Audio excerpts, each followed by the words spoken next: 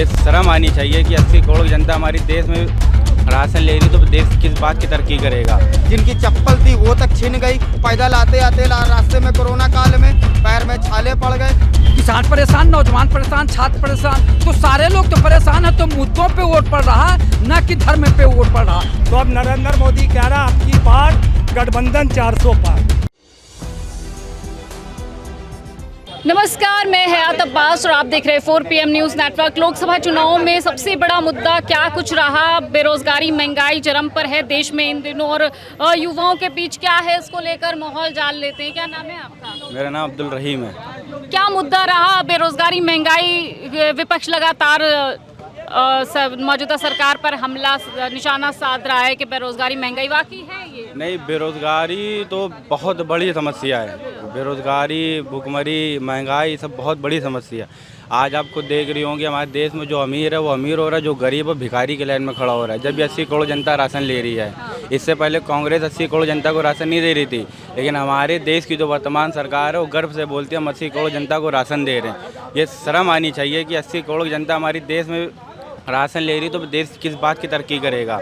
इस बार जो हमारे लोकल यहीं के एमएलए हैं रविदास मल्होत्रा, तो लोग उनको ये कह रहे हैं कि वो गिनतियों में नहीं आएंगे और कोई नाम ही नहीं ना उनका। तो यही है कि इस बार जो लखनऊ की लड़ाई है सियासी, वो खूंखार और दमदार लड़ाई हुई हुई है। 50-50% की लड़ाई है, कहा नहीं जा सकता कौन जीतेगा। इस बार लोगों ने बदलाव के लिए बेतहासा वोट डाला है। उत्तर प्रदेश में 80 में 80 सीटों पर दावा कर रही है भारतीय जनता पार्टी। जनता क्या कह रही है? जनता ने तो कल दिखा दिया ना इनको अपने घरों से निकल के। फिर भी क्या कहते हैं, मतदान मीडिया की नज़र में 52% हुआ है, वैसे 42% गया है जो भी मतदान रेशियो है आपका। जनता ने जो पकड़ा है इनको पेट्रोल के दाम पे, सिलेंडर के दाम पे, अनएम्प्लॉयमेंट रेट जो 70 सालों में सबसे ज़्यादा है 10% के ऊपर का। ठीक है, आपका USD डॉलर जो पहुंच गया 83 रुपये के ऊपर का है। ग्लोबल हंगर इंडेक्स में हम लोग 111वें पायदान पे पहुंच गए हैं। करप्शन में हम 180 देश की लिस्ट में 193 की लिस्ट में पहुंच गए, तो वो 93 की लिस्ट में पहुंच गए। तो जनता ने जो मूड बनाया है इस बार इनको जड़ से उखाड़ के फेंकने का मूड बनाया है, क्योंकि 75 साल का आदमी अपने लिए 10 साल और मांगता है और अग्निवीर जैसी योजना के लिए 4 साल की ही स्कीम निकलती है।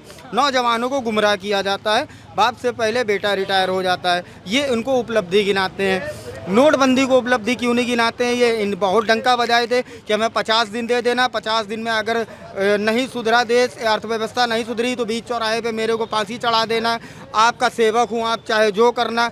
क्या हुआ फिर उसके बाद 100 दिन मांगे इन्होंने कोरोना के बाद में, उसमें क्या हुआ? कितने लोग क्या कहते हैं पैदल कहते हैं कि हवाई जहाज़ पे चप्पल पहनने वाले चढ़ेंगे। जिनकी चप्पल थी वो तक छिन गई। पैदल आते आते रास्ते में कोरोना काल में पैर में छाले पड़ गए।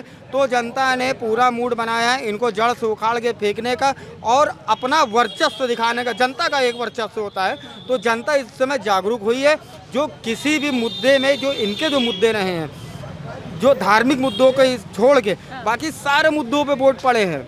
ठीक है, मतलब धर्म इस बार मुद्दा नहीं रहा। इस बार मुद्दा धर्म नहीं है। इस बार मुद्दा नहीं। आप जिस शहर में खड़ी हैं 32 सालों से इनके महापौर हैं भारतीय जनता पार्टी के, और भारतीय जनता पार्टी के MP भी हुए हैं लगातार। तो अब जो है यहाँ क्या विकास हुआ है? जो विकास हुआ वो बसपा के गवर्नमेंट में और समाजवादी पार्टी के गवर्नमेंट में हुआ था। आप ये बताइए कि 32 सालों से यहाँ के महापौर लगातार और MP लगातार हो रहे हैं, तो यहाँ तो विकास दिखाई नहीं रहा। मेन चीज़ है, देश के प्रधानमंत्री जी 2 करोड़ लोगों को प्रतिवर्ष रोजगार देने की बात कहे थे, देश से भ्रष्टाचार समाप्त करने की बात कहे थे, देश से महंगाई समाप्त करने की बात कहे थे, विदेशों में जमा काला धन ला के देश में खुशहाली लाने की बात कहते। उस पर क्या कदम चले देश के प्रधानमंत्री? उस पर तो बातें नहीं कर रहे हैं। कितने लोगों को रोजगार दिए उस पर बोल नहीं रहे हैं। अब तक दिए होते तो कम से कम 10 करोड़ लोगों को रोजगार दिए होते। 20 करोड़ न देते, 10 करोड़ देते। महंगाई की बात करते हैं, महंगाई नहीं हुई। किसानों के जो है आज दोगुनी की बात करते हैं तो कहाँ दिए? तो किसान परेशान, नौजवान परेशान, छात्र परेशान, तो सारे लोग तो परेशान हैं। तो मुद्दों पे वोट पड़ रहा है, न कि धर्म पे वोट पड़ रहा। और धर्म में कब तक बदलाएंगे? हमसे कहते हैं कि सनातन धर्म हम मानते हैं, लेकिन आदरणीय मोदी जी की माँ का निधन हुआ था, वो न बाल बनवाए न दाढ़ी बनवाए, हमने कभी देखा नहीं उन्हें। और हम लोग सनातन धर्म के पैदाइशी, हम लोग सनातन धर्म मानते हैं, हम लोग दाढ़ी बाल सब मूछ बनवा लेते हैं। तो मोदी जी केवल निर्देश देते हैं, उपदेश देते हैं, स्वयं पे नहीं मानते कि सनातन धर्म क्या है। सनातन धर्म यह है कि अगर मंदिर पूरा निर्माण हो गया होता तब उसका जो है आप प्राण प्रतिष्ठा कराते, लेकिन नहीं। तो ये क्या है? ये जनता को गुमराह करने की बात है, जनता को छलने की बात है। कब तक छलेंगे जनता को? जिले जिले में भ्रष्टाचार कौन है इसका जिम्मेदार? दफ्तर दफ्तर भ्रष्टाचार कौन है इसका जिम्मेदार? तहसील में चले जाइए तो लेखपाल से लेकर एसडीएम तक भ्रष्टाचार में लिप्त है। थाने में चले जाइए तो सिपाही से लेकर थानेदार तक भ्रष्टाचार में लिप्त है। और माननीय मुख्यमंत्री जी रोज zero tolerance, zero tolerance, zero tolerance आपके चैनल के माध्यम से अखबारों में फ्रंट पेज पे रहता है, लेकिन वहाँ नहीं जाते तहसील में और थाने पे क्या हो रहा है ये देखना चाहिए ना। और मोदी जी क्या कहते हैं?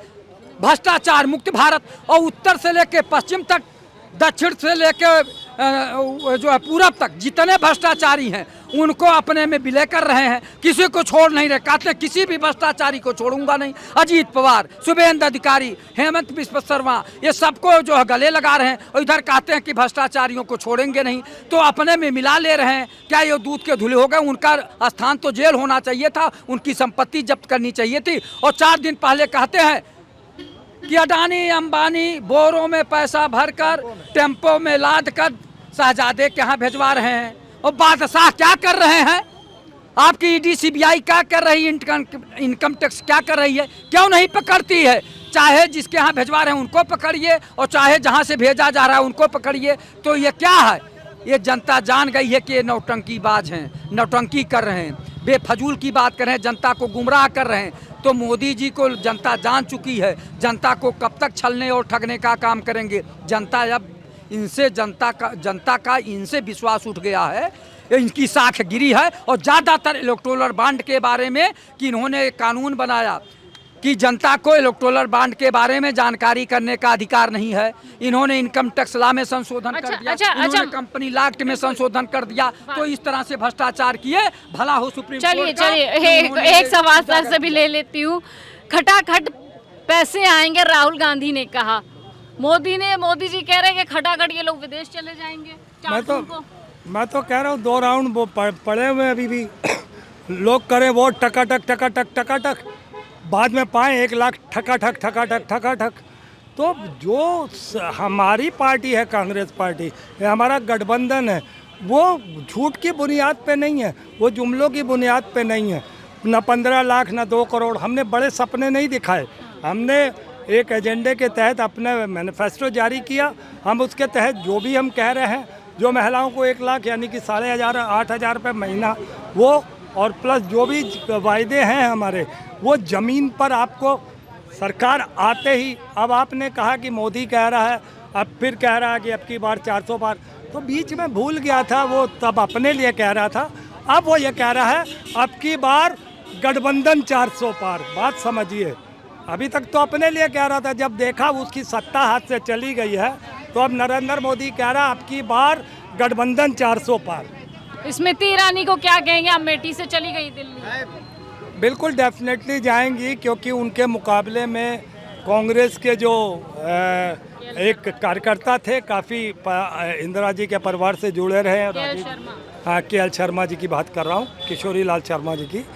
और वो अनुभवी हैं, तजर्बा है इनके पास, और ये दिल्ली में बैठा बड़बोला है। और क्या स्मृति ईरानी का पत्ता साफ हो जाएगा? एक मिनट, दिल्ली में बैठा बड़बोला है और अमेठी में बैठी है बड़बोली है। अब इनका वक्त गया, बड़बोलों और बड़बोलियों का वक्त गया।